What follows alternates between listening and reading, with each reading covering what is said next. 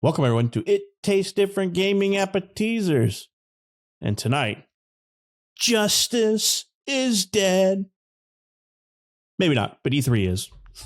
So, a year after announcing that they will officially return to an in-person con, enough people have pulled out that it ain't happening. So, nobody wanted to attend E3. Not Microsoft, not Ubisoft, not Sony, not Nintendo, not anybody. They all pulled out. And unfortunately, E3 is not happening. What is to be had of this in the future? It doesn't sound too good. I mean, they can't even pull together another conference after not having an in-person conference for a few years now. So, what are we going to do? I think it's been every one of our dream to at least attend an E3, and we seem to have missed our opportunity. COVID screwed us yet again, people. They had a bunch of people that were confirmed going to attend, that they were going to attend, but the big names in the industry have pulled out, said we are not attending this year. That's sad news. I hate it because that means that I'm never going to get to attend E3 now. Because I just don't think that I don't think it's ever going to happen. I mean, 2019 was the last E3 that we had in person. And then so we didn't get a 2020, a 2021, a 2022, and then they were coming back this year, and no 2024. So no in person, I should say. They were saying it's going to be a revitalized showcase. Well, it revitalized itself right back on life support. So it was a false start on E3's side there. I don't know.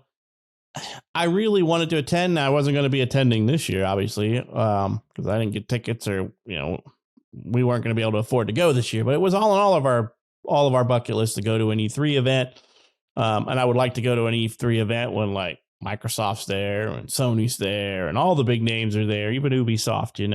Play an Ubisoft game while we're there. But it is sad news, because I feel that this is the death nail for E3. And I could hear it from my house. Jeff Keighley just came all over the place when this news came out. That guy has been looking for a way to make his summer of gaming even bigger. And this is going to be the excuse. He's just going to go in and swoop in and take up all those vendors and make his event even bigger. I can hear it now. And I don't think, I have nothing against Jeff Keighley. I just don't think that he puts on as good of an event as others do. His events are just kind of more. His events always seem to be a lot more non-game focused, like more back end of game focused, which I don't care for. I know that there's people that develop games and write games and all that kind of crap. I don't care. It's like, I'm like, I want to see the game. I want to play the game. I don't really want to spend 30 minutes watching 30 minutes or listening to 30 minutes of him talk to a developer about how hard it was to make fish swim away. I don't want to hear that. It's not on my ideas. I live in the tech industry. I don't want to be inundated with it when I'm outside of work. I want to play my game, play my escape, have fun, not be BS'd with technology lingo, and speak about things that I have no interest in doing, such as developing a video game or, all this other kind of junk. So, but enough of that. E3 is dead this year. Coming back next year. I highly doubt it. I highly doubt that they're going to be able to make a resurgence. But I guarantee you the Summerfest, Game Fest, Jeff Keighley's going to be all over that. It's going to be even longer now. It's going to be 2 weeks. Shane, what do you think about the death of E3? Oh, man, I don't even know where to begin. When that story posted, I mean, it just was like, are you freaking kidding me? Because last year, it was announced that next year, like you said, is going to be revitalized. It's going to be amazing, and none of it's happening now. I mean, none of it. I understand why some of the smaller developers, would pull out of something like that, because the way I understand it is costly to do the boosts and the demos and all the good stuff, that we enjoy. So the big guys, usually take, center stage anyways. But now there's no center stage. There's no nothing, except for Jeff Keighley just, rubbing his bedazzled jacket going, yes. So it sucks. But we'll still get showcases and things like that. The Nintendo Treehouse and all that. You decided that you're going to mute yourself in the middle of your speech, huh? I was coughing. So I don't know. I was trying not to be rude. So I don't know. While Shane figures out why he can't talk and why he decided to mute himself permanently. I'm unmuted. Can you hear me now? You are unmuted now. That's weird. I was unmuted. Anyways, I was trying to cough. That's why I muted myself. It sucks that we won't get to big stage shows, but Microsoft will have a showcase of some sort. Sony will have a showcase of some sort. Nintendo, Ubisoft, they're all going to suck. Because that whole presence of the showcases on the stage, live stuff, that's really what made it. And then walking the halls of all the demos, the booth babes, all that stuff. I know booth babes and things like that have been around for years, but growing up, that's what I remember. Ridge Racer girls. Oh, I always loved that. Yeah, I was a perv when I was a kid. Sue me. But that was a part of E3. And, things change. And now everything's so freaking digital that it's, everybody's like, well, why do I need a stage presence when I can just, put an online performance together, show some sizzle reel, do that whole backstage thing where I talk to all the people working on the game, but, blur out the monitors. That's what E3 has become. And it just chaps my butt. It's not what the gamers want. Gamers want the big E3 experience. The Nintendo Treehouse has been happening for years now. So Nintendo not showing is one thing. Sony doing their state of plays, that's been going on for quite a few years now, and they haven't done a big E3 show in forever. But Microsoft pulling out, that was the last of the three big, and now you have no bigs in there. Ubisoft pulled out. EA is obviously going nowhere. So it's a real kick in the gut. And no, my E3 is dead. I mean, there won't be an E3 next year. They may try to form a smaller version, maybe some indie stuff like E3 Lite or, E3 Indie or something, but we'll never get the E3 that we know and love back again. It's dead. I mean, it's like virginity, man. It's been hit and it's gone forever. So Nick, what about you? I mean, me and you and Pat, we've talked about E3s for years now, and that's it. Bucket list is got to scratch that off, and now I'm going to die unsatisfied. So what about you, bud? Just like his virginity. I felt a great disturbance in the force. Yeah, it's dead. They could do an indie thing, like you said, Shane, but I think they already have one of those shows. I think the Future Game Show? I think that one's the indie show that they have, like PC Gamer or whatever puts on every year. I can't remember if it's PC Gamer, but one of those people put them on. They have a bunch of indies and show a bunch of indie stuff. So, yep, E3 is pretty much gone. I don't see it coming back in any form or fashion. We'll have to go to Jeff Keighley's Summer of Love if we want to. And I think that one's open to public, isn't it? Pretty sure. Don't they have like a open public thing for that? No, I think that's all stage stuff, and nobody's allowed in because they're going to bring in Sting and Bono, maybe the Monkees or maybe two of the Beatles. I don't know. They're going to resurrect all the old dead musicians. That's just for the award show, man. He goes a little new age in his Summer of Love showcase. Yeah, I mean, that's all we have to look forward to now. Plus the big conferences, and like Shane said, those do suck. Those are just, I mean, they're fine, I guess. But I mean, you don't have the flair and the excitement of the crowd and various things. I mean, not to say that Microsoft or Sony couldn't put a crowd into a room and have them all cheer, but more than likely they're the people that work for the company. So of course they're all like, yeah, I like to hear the actual like audience, when something stupid happens, they're like, boo. You suck. If you have people in there that work for them, they're all going to cheer on, like, I don't know, stupid crap that they throw out there that no one gives a crap about. So, and they, like BlizzCon, they don't have that QA session, that nice QA session where, but they are still going to have BlizzCon. So that's still happening. That hasn't been canceled yet. And I don't think it's going to. It doesn't seem like Blizzard's going to do anything like that. But for E3, yeah, it's pretty much gone. It's adios. I don't see it coming back in any form or fashion. I think E3 is pretty much gone and over with. And it sucks. Like we said, it is a bucket list item, but that bucket's now got one thing on its list no longer there. And that's going to E3.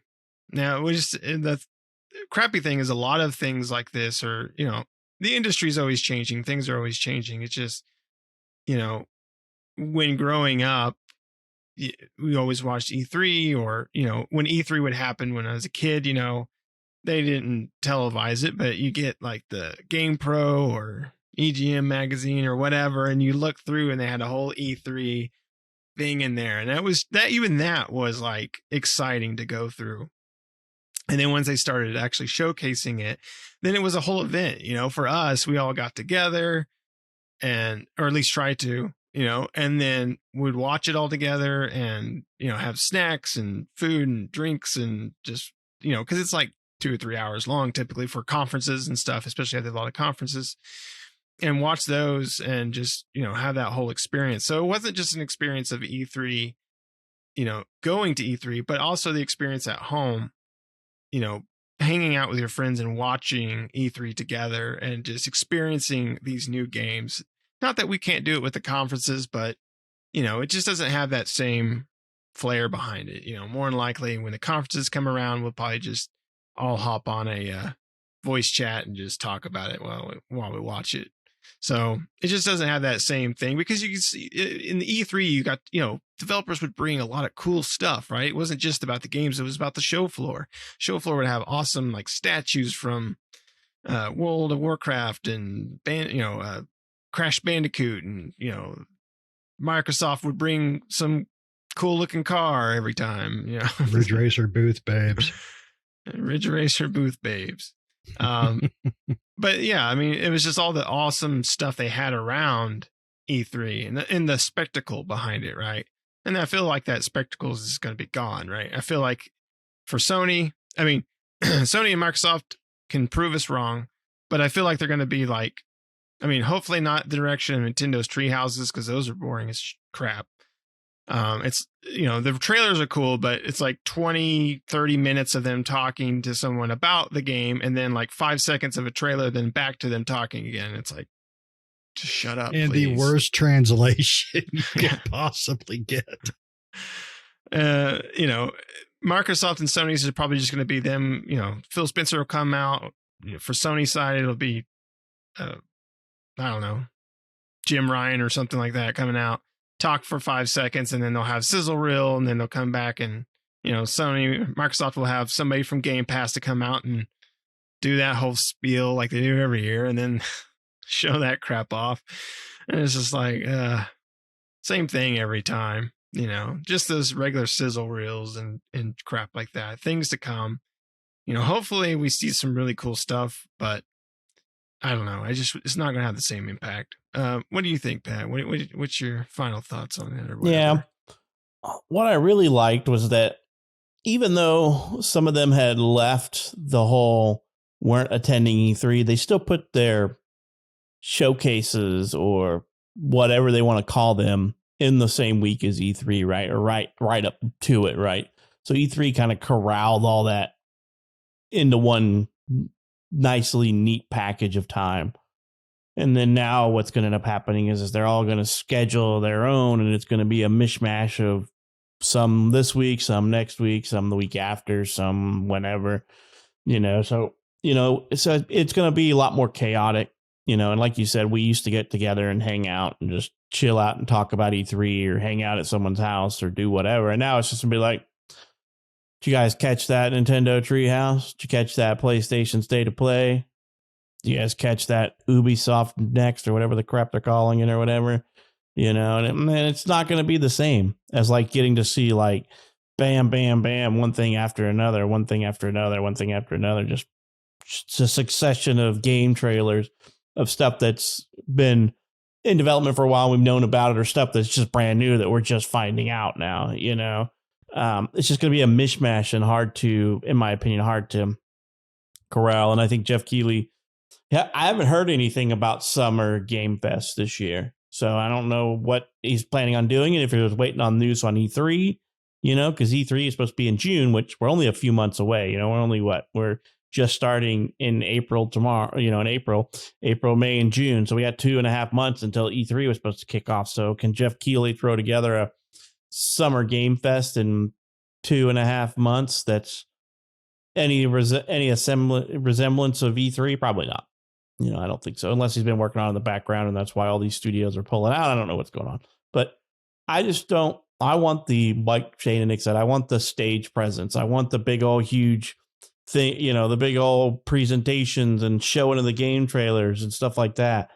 I don't want the behind the scenes with game developer A and game developer B and this and that, a rags to riches story. I don't want that. I want games. I want to talk about games. I want to talk about what they've got in store, what they're coming out with next, and how far are we out from this game or that game. And, if I want to listen to people talk, I'll watch a cast of some kind.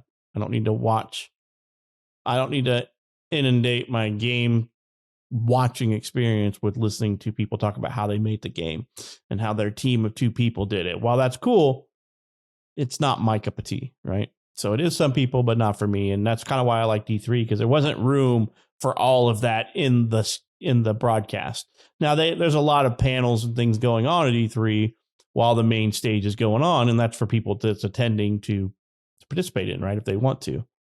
But yeah, it's I know in my head and heart it's dead, but I don't want to believe it. Not until next year, right? So, they tried to they did the whole 2021 virtual event, and then they canceled it for 2022, saying we're going to revitalize the showcase, and then that never happened. They couldn't convince the big dogs to come back to the stage for some reason. So, and this year might be a rough year, right? We've got game companies, developers laying off people in droves. So the industry as a whole is trying to self-right itself, right? Because during COVID, gaming industry exploded. People had nothing better to do than to stay home, and so they got a whole new influx of people to play games. And now that COVID is pretty much a thing of the past, it's not gone, but it's not anything that they're worried and shutting things down like they were. So people are getting out and doing things and not playing as many games. But all gaming companies work on the same principle as every other business that's out there: is increase your revenue every year, reduce your basically reduce your overhead, that kind of stuff. And so they can't, you can't come off a record-breaking 2 to 3 years worth of revenue and cost reduction and everything, and then hit a market that people are now playing less games because they're out in the world doing things, and expect the market to not self-right. So this is a self-righting year this year and part of last year. So 2024 will probably be another standard year, but will E3 return? I don't think so. I hope so. I really, really do. I hope I'm wrong. I hope we're wrong. Yeah. So. Well, I hope something worthwhile replaces it, but it's not going to be what Jeff Keighley's been doing. So, and you forgot to say Ridge Racer Booth Babes. Just going to put that out there, Pat. That's your thing. That's not my thing. Jeff Keighley's Summer of Love is June 8th. So the Summer of Love now instead of Summer Game Fest? I'm just messing. I thought you had actually found something. I'm like, Summer of Game Love? It is June 8th, though. June 8th is his Summer of Game Fest presentation for 2023. Jeff Keighley presents Summer of Love. Summer of Love. No It's glove. on his official website, Summer Game Fest. You can watch it on the YouTube Theater. Never knew they had a theater, but apparently they do. It's all digital though. I Right. need my monocle. So, yeah. So, I mean, his event isn't that good to me. You know, I like the Game Awards because they typically don't have a lot of time in the Game Awards to let developers talk for a long time.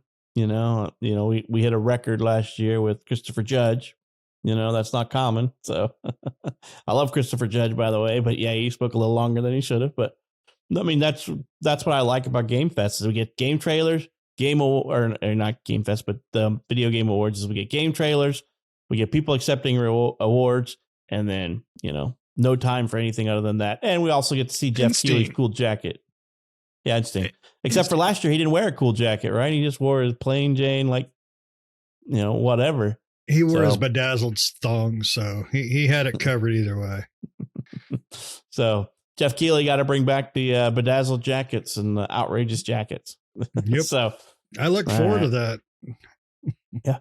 We need something. We need something to light that sparkle in our life, you know. Liberace of gaming. just you know, if you're going to bring back a musician from 1982, make sure they're coherent and they don't sing. Maybe give a speech and that's it. You know, do your little speech, get your little award, and get on out. Just give me the trailer. Well, I don't even think the headliners were the headliner of the show. I think the year before we had the Guitar Girl, and then last year we had the Flute Guy. Those were the highlights. Those were the highlights. I hope Flute Guy's back next and year. Guitar Girl. And Guitar Girl. They do a duet. There we go. Oh, yeah. That's what I'm looking forward to. They were the highlights of the show rather than the live performances from the big bands out there. Oh, yeah. I'm pretty sure most of the people during Guitar Girl was like, who's this Sting guy? You know, that young audience was like, who? Oh, you're talking about that Chris Angel guy, right? You know, so, but anyway, you guys got anything else? Any more hopes and dreams to put out there for the non-death of E3? Nope, my hopes and dreams are dead. So thanks, Jeff Keighley. All right. Well, let us know what you think. Do you think E3 is officially, this was a death nail for E3, or do you think that there's a chance? There's a chance to come back in 2024. What do you think? And what do you think of Summer Game Fest? Do you think it's a good replacement for E3? You know, let us know what your thoughts are down in the comments. And you have reached the end of this episode. If you haven't subscribed yet, why not? You've liked enough of the video to keep watching until the end, and it helps us out, right? The more subscribers we get, and the more we can keep doing this. So make sure you like and subscribe to our channel, like the video, hit that bell for notifications so you get notified every time we put out new videos. We put out multiple videos every week, and we hope you enjoyed this episode and hope to catch you in the next one. See ya.